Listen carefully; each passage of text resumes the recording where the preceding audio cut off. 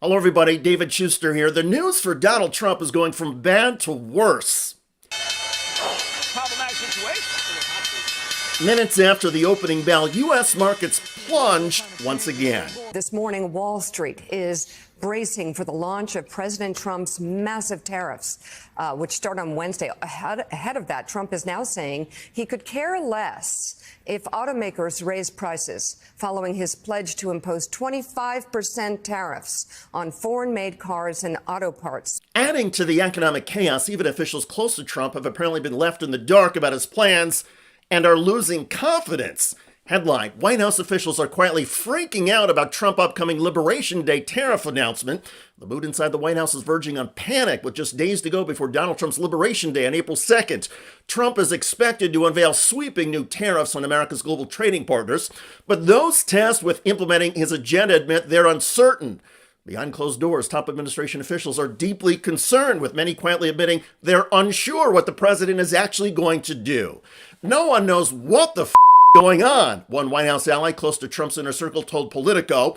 The president has signaled that more than $1 trillion in trade could be affected. There's a lot of uncertainty still about whether it will be applied to the whole world or to the 15 markets where we have the biggest trade deficits, or some other lesser impact.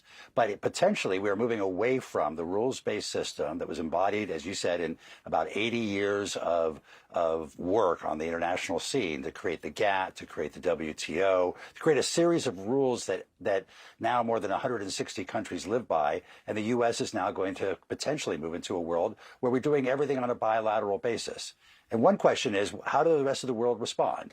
One, they'll respond by retaliating against us, but will they continue to follow the multilateral rules-based system, or will they too begin to do a series of bilateral deals? And will the work of the last 80 years basically be undone?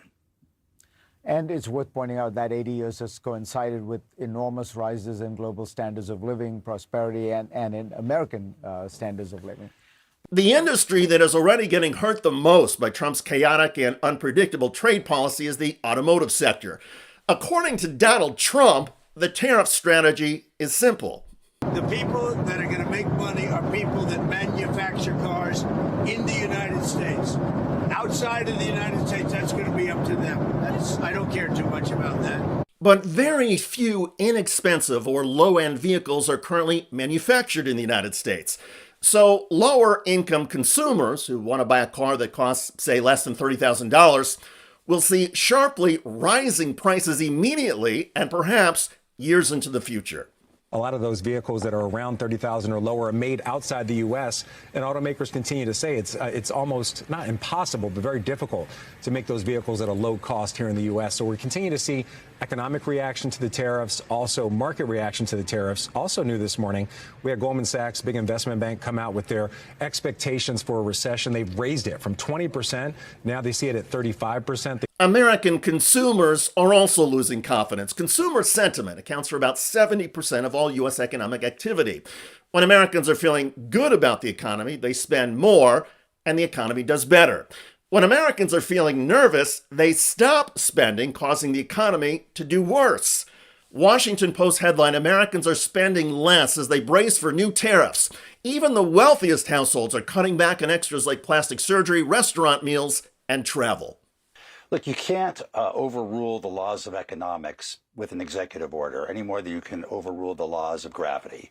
If you raise the prices on something, if you impose a tax, which is what a tariff is, on a product, it's going to be more expensive and people will buy less of it. And when you combine that lesser demand with what we're seeing in the decline of consumer investor confidence, you could well see a slowing of the economy more generally and more expensive products for consumers. This administration has said that consumer welfare is not necessarily their top priority. I think the Secretary of Treasury said cheap consumer products is not the American dream. That's a legitimate point to have. But the question is, how much are the American people willing to pay in terms of higher prices for everything that they buy? Autos could be $2,000 to $15,000 more per car in order to try and encourage this kind of production in the United States. And will it work? And just on that, Fareed, I think the president's style of putting tariffs on and taking tariffs off, the uncertainty around that has actually led companies to say, we're just going to wait and see how this all pans out, because these are very expensive decisions that take years and years. One thing that will be very interesting to see is that under globalization, the benefits of globalization were widely spread. Cheaper consumer products for Americans. It's sort of invisible, but the costs of globalization were acutely felt by those industries that felt that competition, like steel. Here, the president's flipping this on its head. So the cost of his approach will be felt by everybody, and the benefits may be felt by only a small number of workers in a small number of sectors. And it will be interesting to see politically how that pans out over the next few years, while it takes years for companies to reestablish supply chains and produce more in the United States if they're going to do so. The political impact is already cutting against Donald Trump. Polls show that his handling of the U.S. economy is now underwater. More Americans disapprove of Trump's handling of the economy than approve. And with Trump, that's new. We know that people still say the economy is bad. We know that prices and inflation are the top reason they give for why. So in this poll, we find that the president's approval for specifically handling the economy and inflation are both ticked down.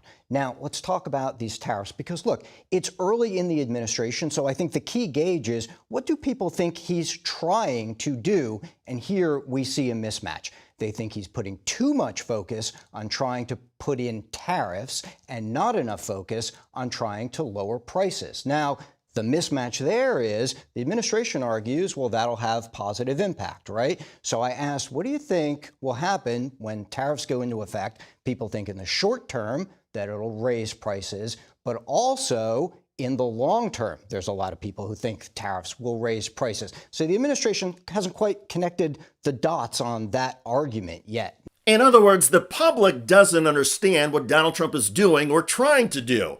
Market investors are also perplexed, which is causing stock prices to plunge. And even officials close to Trump in his own White House say they are uncertain what the president is planning, and they're not confident that his tariffs are really going to help increase U.S. manufacturing or boost the economy. And by the way, during the Biden administration, U.S. manufacturing reached a 30-year high, a peak. So Donald Trump is trying to fix something that wasn't broken, and he's doing it, like so much else, based on his own haphazard feelings and whims, which seem to change by the day. Markets, investors, and consumers do not like instability. They want predictability and certainty. But Trump is the opposite, and by all accounts, the U.S. economy is in growing trouble.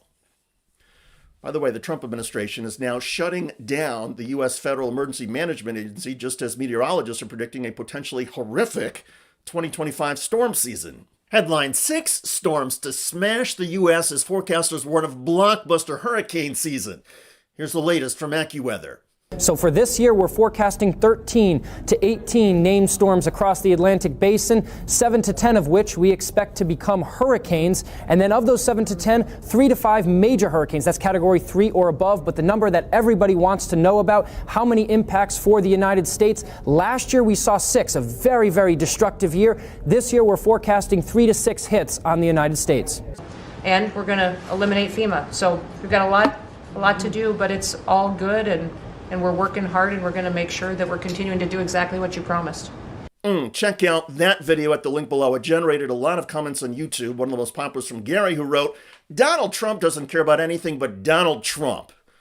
I hear you. I look forward to reading your comments about the Trump economic disaster getting worse as his own White House staff abandon him. I'm David Shuster. Thanks for joining us.